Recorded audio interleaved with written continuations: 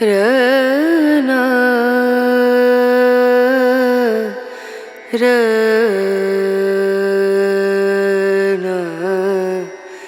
रनु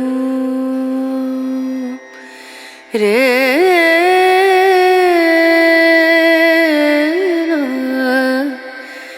रे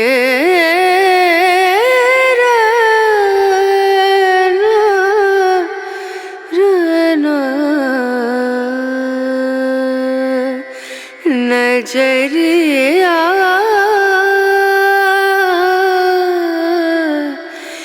लागे नहीं कहीं ओ नजरिया लागे नहीं कहीं ना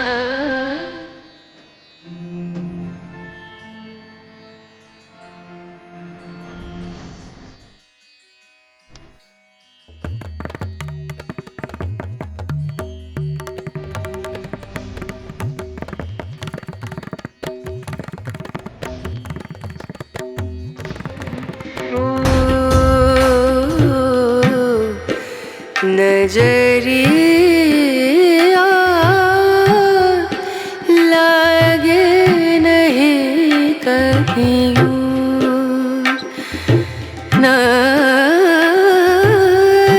नजरिया नजरिया लागे नहीं कहीं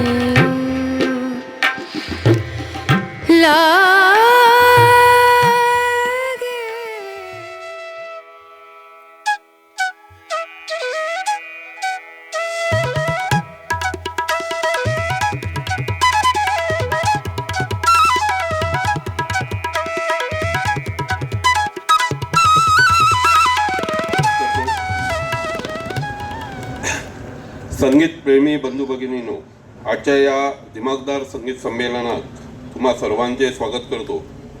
आजचा दिवस म्हणजे सुरांची साधना करण्याचा, संगीताचा आनंद लुटण्याचा आणि कलाकारांचा सन्मान करण्याचा दिवस आहे। या मंगल प्रसंगी उपस्थित सर्व मान्यवर, आदरणीय संगीतकार, गायक गायिका, पत्रकार बंधू, मीडिया आणि आपण सर्व रसिक या श्रोतांचे मी आपुलकीने स्वागत करतो। धन्यवाद।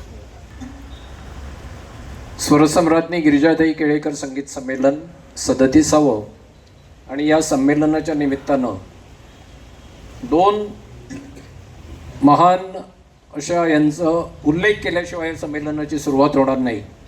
एक आमचे गोपाळ गणपती, ज्यांच्या आशीर्वादानं 37 वर्ष हे संगीत संमेलन त्यांच्याच प्रांगणात चालू आहे, आणि दुसरे आमचे पत्रकार संघाचे माजी अध्यक्ष श्री गोकुळदास मुळवी सर, ज्यांच्या संकल्पनेतून आणि त्यांनी साथीदार जमवल्यानंतर हे संगीत संमेलन इथं गोपाळ गणपतीच्या प्रांगणात त्यांनी सुरू केलं आणि ते अविरत असं चालू ठेवण्याची जबाबदारी त्यांनी माझ्या आणि माझ्या इतर साथीदारांच्या खांद्यावर टाकली गेल्या 11 वर्षापूर्वी।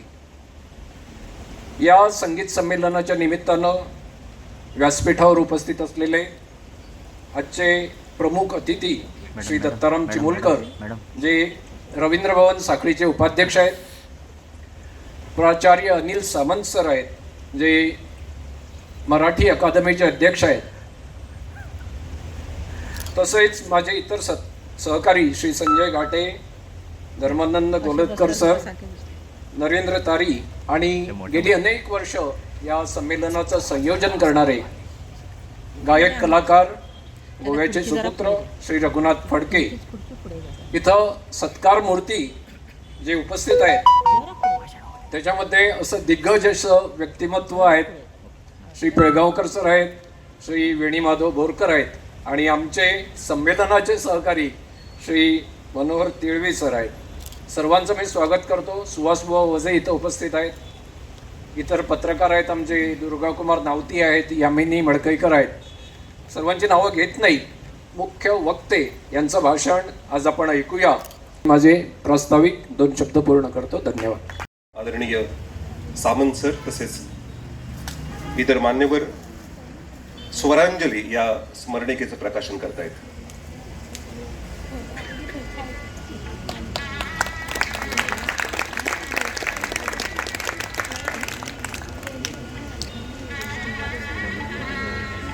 जयंतजी मेरिंगकर यांना विनंती आहे की त्यांनी सन्मानानं श्वेत मनोहर पुंडलिक शेठ तिळवे ज्यांना आजचा कलाप्रेमी आणि सामाजिक कार्यकर्ते म्हणून पुरस्कार जाहीर झालेला आहे त्यांनी मंचावर घेऊन यावं. त्यांचा या संगीत संमेलनात आता सन्मान होत आहे. आदरणीय आबा चिमुलकर यांना विनंती आहे की त्यांनी शाल आणि श्रीफळ देऊन त्यांचा सन्मान करावा. शाल, श्रीफळ तसेच स्मृतिचिन्ह अशा स्वरूपातला हा सन्मान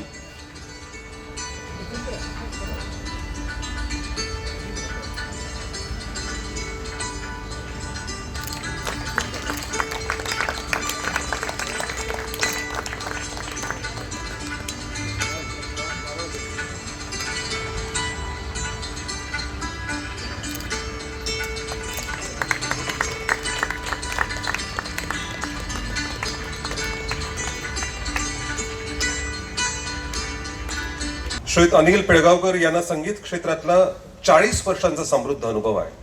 सन्मान होतोय श्वेत अनिलजी पेडगावकर यांचा. प्रचंड टाळ्यांनी त्यांचं स्वागत करावं.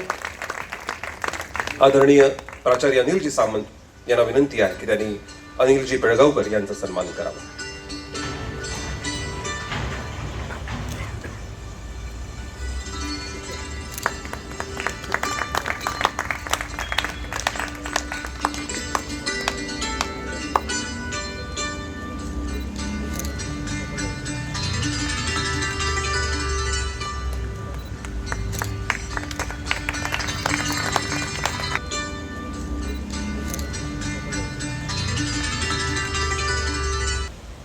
आम्हा सगळ्यांचे आदरणीय माधवबाब बोरकर.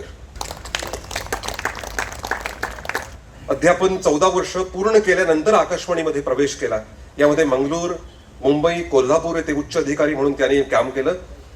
निवृत्त होताना केंद्राधिकारी म्हणून ते निवृत्त झाले. प्रचंड टाळ्यांनी त्यांचं स्वागत करावं. आणि पुन्हा एकदा श्वेत दत्ताराम चिमुलकर यांना विनंती आहे की त्यांनी माधवबाब बोरकर यांना सन्मानित करावं.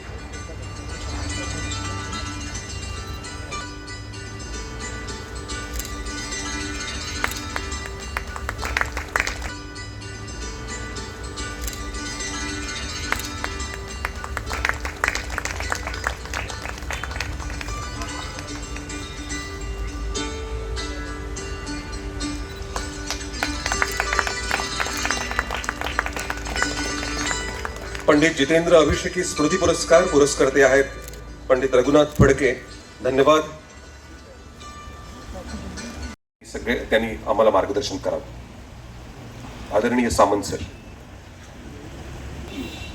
आदरणीय व्यासपीठ, इथं उपस्थित सगळे संगीतप्रेमी रसिक बंधू भगिनींनो, कार्यक्रमाच्या प्रारंभी मी इथं बसलेलो असताना गोमंतकातील संगीत समीक्षक जनार्दन वेर्लेकर यांच्याशी काही बोलणं चालू होतं. त्याच्यामध्ये विचारलं की मी गिरिजाताईंच्या जीवन, चरित्र आणि कार्य यासंबंधी संदर्भ मिळवत होतो, मला पुस्तक कुठे सापडलं नाही. तर ते म्हणाले की पु ल वगैरे लेखकांनी काही संदर्भ आहेत परंतु पुस्तक नाही. तेव्हा पत्रकार संघ आणि आयोजन समितीला मी सुचवू इच्छितो की अशा प्रकारचं पुस्तक प्रकाशित करण्याचा संकल्प त्यांनी जर घेतला तर गोवा मराठी अकादमी पूर्णतः ते पुस्तक प्रसिद्ध करण्यासाठी सहकार्य करेल. पुस्तक नाही तरीसुद्धा हे संमेलन 37 वर्ष होतं आहे. अनेकदा मोठी माणसं असतात, त्यांचं स्मरण करण्यासाठी समाधी बांधली जाते, पुतळे उभारले जातात. 37 वर्ष हे संमेलन चालू आहे हे ऐकल्यानंतर माझ्या मनात विचार येतो की पुतळे नाहीत, समाधीस्थानं नाहीत, ही चांगली गोष्ट आहे. कारण हे संगीत संमेलन म्हणजे गिरिजाताई केळकर यांची संजीवन समाधी आहे असं मला वाटतं. कारण या निमित्तानं वेगवेगळे कलाकार इथं कला पेश करत असतात आणि त्यांचा श्वासोच्छ्वास जो संगीत तो आपल्या दरवर्षी आपल्या हृदयापर्यंत पोहोचत असतो. गिरिजाताई यांचे काही संदर्भ मी वाचले, त्याच्यामधला एक संदर्भ मला खूप महत्त्वाचा वाटतो.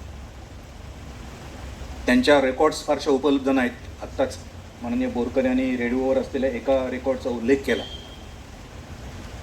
त्यांच्या गुरुविषयीच्या परंपरेविषयी ऑथेंटिक असं अजूनही त्याच्यामध्ये वादप्रवाद आहेत. एक संदर्भ मला जो आढळला असा की रामकृष्णबुवा वझे यांच्या एका वंशजानं त्यांनी लिहिलेलं एक आत्मचरित्र जुनं अगदी मला आणून दिलं आणि त्याच्यामध्ये मला उल्लेख आढळला तो असा की रामकृष्णबुवा वझे इकडे नागेशीच्या मंदिराच्या रस्त्याच्या दुसऱ्या बाजूला घरामध्ये संगीत शिकवत असत आणि त्या संगीतामध्ये गिरिजाताई केळेकरांना त्यांनी मार्गदर्शन केलेले आहे, अशा प्रकारचा एक संदर्भ आढळतो. हा संदर्भ मला का महत्त्वाचा वाटतो की गिरिजाताईंनी काय काय वेगळं निर्माण केलं, आपल्या गोमंतकाला अभिमान वाटावा किंबहुना सगळ्या संगीत क्षेत्राला. तर एकच उदाहरण पुरेसं आहे. पंडित जितेंद्र बुवा अभिषेकी यांच्यासारखा महान कलाकार त्यांच्या सहवासात आल्यानंतर रियाजाला एक त्यांनी जी शिस्त लावून दिली, त्याच्याही पेक्षा मला फार महत्त्वाचं वाटतं. आत्ता बोरकर म्हणाले की त्यांच्या गाण्याच्या वैशिष्ट्यामध्ये विचार दिसतो, बुद्धी दिसते. मला आणखी एक दुसरी गोष्ट त्यांच्या याच्यामध्ये दिसते की त्यांच्या अभिषेकींच्या गाण्यामध्ये एक आध्यात्मिकता सतत भरून राहिली आहे. असं मला गाणं ऐकताना म्हणजे मंगेशीच्या गाभाऱ्यामध्ये कुठेतरी मंत्रोच्चार करत असावा तशा प्रकारे पंडित जितेंद्र अभिषेकीचं गाणं ऐकताना आपल्याला भास होत राहतो. याचं कारण पंडित जितेंद्र अभिषेकेंना रियाज जो गिरिजाताई केळेकरांकडून मिळाला आणि गिरिजाताई केळेकरांना रामकृष्णबुवा वझेंचा सहवास मिळाला आणि रामकृष्णबुवा वझेंच्या आत्मचरित्रामध्ये उल्लेख आहे की ते प्रत्यक्ष स्वामी विवेकानंदांना जाऊन भेटलेले होते आणि त्या संबंधात संगीताच्या चर्चा, त्यांचं मार्गदर्शन त्यांना लाभलेलं होतं. आणि स्वामी विवेकानंद आपल्या संपूर्ण भारताच्या संगीतामध्ये वेगळा विचार त्यांनी जो मांडलाय तो असा की संगीत हे माणसाच्या अंतरंगातील दिव्यत्व जागं करण्यासाठी आहे. आपण सगळेजण संगीताकडे आनंद मिळवण्यासाठी आणि रंजन करणारं साधन म्हणून बघतो. विवेकानंदांचं म्हणणं आहे की ते सृजन करणारं साधन आहे.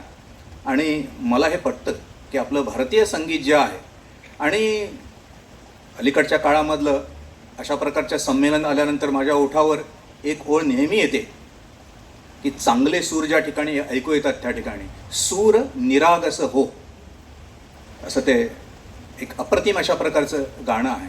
मला अलीकडे असं वाटतं की आपल्या घरातला, आपल्या अंतरंगातला आणि आपल्या समाजातला निरागसतेचा सूर कुठेतरी हरवलेला आहे आणि तो भाषणाने येणार नाही, तो प्रवचनाने येणार नाही. ही जी निरागसता आहे ते म्हणजे दिव्यत्व आहे. माणूस खरा देव आहे. ते दिव्यत्वाचं जागरण संगीत करतं.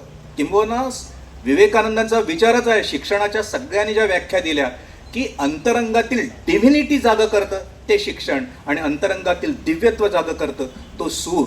तो सूर आपल्या घराघरामधून कुठेतरी हरवला आहे की काय, असं मला सारखं. घर असावे घरासारखे नकोत नुसत्या भिंती, असं सुभाषित अलीकडे भिंतीवर खूप मोठ्या अक्षरामध्ये लिहिलेलं असतं, परंतु हे सुभाषित कधी जमिनीवर उतरत नाही. त्यामुळे आपल्या घरामध्ये हा निरागसतेचा म्हणजे मानवतेकडून दिव्यत्वाकडे जाणारा सूर आपल्या घरामध्ये काय की आपल्या समाजामध्ये काय. सध्या आपल्याला गांधीजींनी 7 पापांचा उल्लेख केला आहे. ह्या सगळ्याचा अंधार पसरलेला आहे आणि कुठेतरी मुळाशी जाऊन जर तो अंधार प्रकाश तिथं करायचा असेल तर देवाच्या अगदी जवळ असणारी कला जर कुठलं असेल माध्यम तर ते संगीत आणि सूर आहे. आणि त्यामुळे ते गांधीजींनी 7 पापं सांगितली. त्याच्यामध्ये politics without principle, pleasure without conscience, wealth without labour, commerce without morality, religion without sacrifice आणि एज्युकेशन विदाउट कॅरेक्टर. तुम्ही काढून बघा. सध्या आपल्या वर्तमानपत्र उघडलं की ज्ञानेश्वरांनी जे म्हटलंय दुरितांचे तिमिर जावो, तर सगळा तिमिर हेडलाईनपासून ते शेवटच्या ओळीपर्यंत दर सकाळी उठल्यानंतर आपल्याला बघायला मिळतो. त्यामुळे विचारवंत विचार करतायत की याच्यावर मार्ग कुठले. जे अनेक मार्ग आहेत त्याच्यामध्ये मुळा जाणारे 2 मार्ग आहेत. एक शिक्षण, शाळेतून काहीतरी होऊ शकेल. आणि मला स्वतःला एक आशेचा किरण दिसतोय की त्याच्यामध्ये आहे म्हणून की सध्या जी नवीन शिक्षण पद्धती आलेल्या आहे त्याच्यामध्ये कुठेतरी इंडिया सेंट्रिक एज्युकेशन आणि त्याच्यामधून शिक्षणाचं माध्यम केवळ पुस्तकं नाहीत आणि शब्द नाहीत, त्यांच्या पलीकडे असणारे सूर आहेत. ते अगदी पायाभूत स्तरापासून मुलांना चांगले सूर ऐकवले जावेत तेव्हा सुरांकडे बघताना हे एक फार मला महत्त्वाचं वाटतं. आपले सत्यजित देशपांडे यांचं गान गुणगान नावाचं अलीकडे एक फार अप्रतिम पुस्तक आलं आहे. अप्रतिम म्हणजे त्यांनी ज्याला आपण म्हणू की अतिशय क्रांतिकारक अशा प्रकारची विधानं त्याच्यामध्ये केलेलं आहे. ते कुमार गंधर्वांच्या सहवासामध्ये होते. तेव्हा कुमार गंधर्व त्यांना एकदा म्हणाले की तुमचं गाणं हे एका उंचीवर केव्हा जातं, ते म्हणाले तुम्ही कोणासाठी गाता हे तुमच्या मनामध्ये ज्यावेळी पक्क झालेलं असतं त्याच्यावर तुमचं गाणं किती उंचीचं आणि किती खोलीचं हे ठरत असतं. ते म्हणाले, त्यांनी एक लिहिलं आहे की कुमारजीने आम्हाला कधी रियाज दिला नाही, ते नेहमी येता जाता काही करताना गुणगुणत असत. ते असा गुणगुणत शिकवणारा, आम्ही ते गुणगुणताना शिकवलं असं ते शिकलो असं ते म्हणाले. मला असं वाटतं की हे जे संगीत संमेलन आहे याच्यामध्ये जे दिग्गज कलाकार येऊन मैफिली सादर करतील त्याच्यातील एखादा तरी कुठला बंदिशीचा तुकडा आपण जर पुढच्या संपूर्ण वर्षभर गुणगुणण्यासाठी ठेवला ना तर आपलं जगणं खऱ्या अर्थानं आतलं दिव्यत्व कुठेतरी जागं होईल असं मला वाटतं. तेव्हा हे कुमार गंधर्व जे म्हणाले की आत्म्यानं गायचं असतं आणि आत्म्यानं ऐकायचं असतं, त्यांचं वाक्य आहे. त्यांनी त्या गान गुणगानमध्ये त्यांनी ते दिलेलं आहे. आपल्याकडे तानसेनाचं उदाहरण आहे की अकबरानं तानसेनचं गाणं ऐकल्यानंतर त्याला म्हटलं की तू इतका सुंदर गातोस, तुझे स्वामी हरिदास जे गुरु आहेत तर त्यांचं गाणं किती सुंदर असेल, मला जर एकदा ऐकव. तर ते म्हणाले ते कुणालाही आपलं गाणंसुद्धा ऐकवत नाहीत.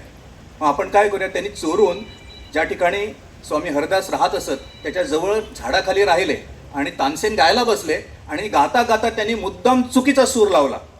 त्याबरोबर स्वामी हरिदास जे आतमध्ये बसलेले होते त्यांनी आपला तंबुरा काढला आणि चुकलेला सूर घेऊन नव्यानं ती बंदिश गायला सुरुवात केली. तेव्हा अकबराला स्वामी हरिदास काय गातात हे कळलं. यातलं शेवटचं वाक्य खूप महत्त्वाचं आहे. तो अकबर तानसेनाला म्हणाला, तानसेन म्हणजे मियाकी तोडी ज्यानं निर्माण केली अशा प्रकारचा महान गायक.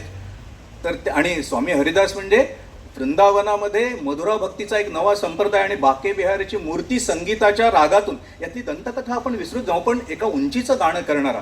तो अकबर काय म्हणाला की तानसेन तुझं गाणं तू नवरत्नापैकी एक तुझं गाणं मी दरबारामध्ये ऐकतो, परंतु या गाण्याची सर तुझ्या गाण्याला नाही, तुझं गाणं फिकं फिकं वाटतं. तेव्हा तानसेननं दिलेलं उत्तर आपल्या गोव्यातल्या नवोदित गायकांनी आणि आपण सगळ्याच रसिकांनी आपल्या हृदयावर कोरून ठेवावं अशा प्रकारचे. ते म्हणाले की महाराज आप जमीन के सम्राट है तर हम आपके लिए गाते हैं. आम्ही जमिनीच्या सम्राटासाठी गातो आणि ते सगळ्या ब्रह्मांडाच्या सम्राटासाठी गात असतात. जेव्हा जे ब्रह्मांडाच्या सम्राटासाठी जो गातो तो आतमधूनच गात असतो. तेव्हा संगीताकडे बघण्याची एक दृष्टी म्हणजे मी हे का बोलतो आहे की आपण सगळेजण एक दोन दिवस 3 दिवस गाणं चांगलं ऐकणं हा आहेच भाग, ती पहिली पायरी आहे. पण गाणं चांगलं ऐकतो त्याचं माझ्या जगण्यामध्ये या गाण्याचं विशेषतः भारतीय रागसंगीत जे आहे, भारतीय राग जे आहेत म्हणजे ईश्वराकडे जाण्याचा अनुराग आहे.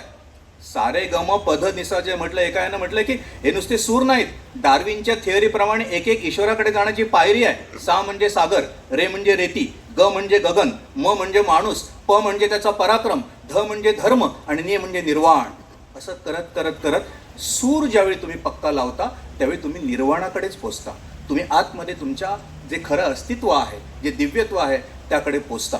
त्यामुळे हे संमेलन 37 वर्ष अनेक प्रकारच्या अडचणीतून आणि संकटातून चालू आहे आणि ते चालू असताना आपण स्मरण अशा प्रकारच्या एका गायिकेचं करतो आहोत की जिचं गाणं आपल्याला फारसं ऐकता आले नाही, पण तिनं अतिशय कठीण काळामध्ये पंडित जितेंद्र अभिषेकेला जो रियाजाचा मंत्र दिला आणि जे शिस्त त्याला त्याच्या गाण्यामध्ये दिली. आणि मला असं वाटतं की विवेकानंद आणि रामकृष्ण बुवा वझे यांच्याकडनं आलेला आध्यात्मिकतेचा शुद्ध स्वर केला की ज्याच्यामुळे ते बुद्ध आणि भावना आध्यात्मिकता अशा प्रकारचा वारसा पंडित जितेंद्र अभिषेकेनं मिळाला.